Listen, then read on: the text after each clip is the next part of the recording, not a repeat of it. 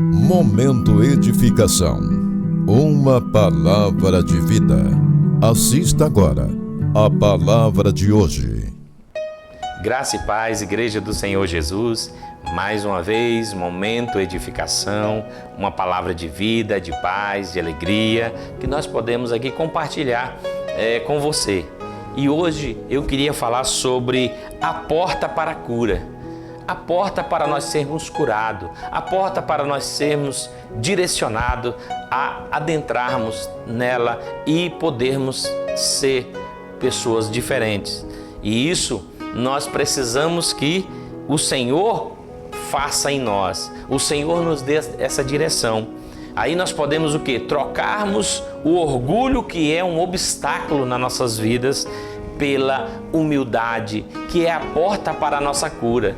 Mas para isso, queridos, eu queria ler um texto da primeira carta do apóstolo Pedro, no capítulo 5, versículo 5, que diz o seguinte: cingi-vos todos de humildade, porque Deus resiste aos soberbos, contudo, aos humildes concede a sua graça.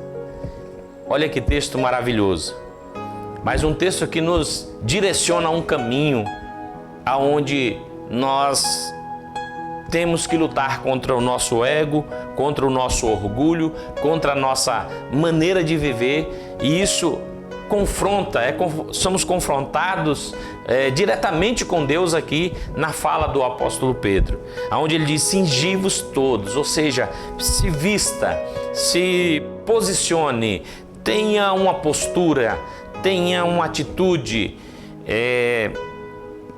cingi-vos de humildade, porque Deus resiste aos soberbos. Olha só, o homem soberbo, o homem arrogante, o homem orgulhoso, Deus resiste. Às vezes, queridos, nós temos protelado a bênção sobre as nossas vidas, ou sobre os negócios, sobre um projeto, sobre uma caminhada, porque o nosso orgulho nos impede de caminharmos com Deus.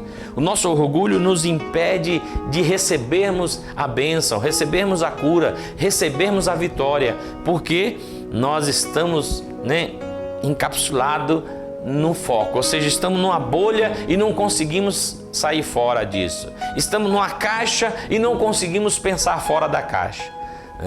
E a caixa do nosso orgulho, a bolha do nosso orgulho e a cápsula do nosso orgulho nos aprisiona, nos fecha, e nós não nos posicionamos para uma nova caminhada. Então é isso que o Pedro está dizendo aos irmãos: cingi-vos todos de humildade, porque Deus resiste ao soberbo.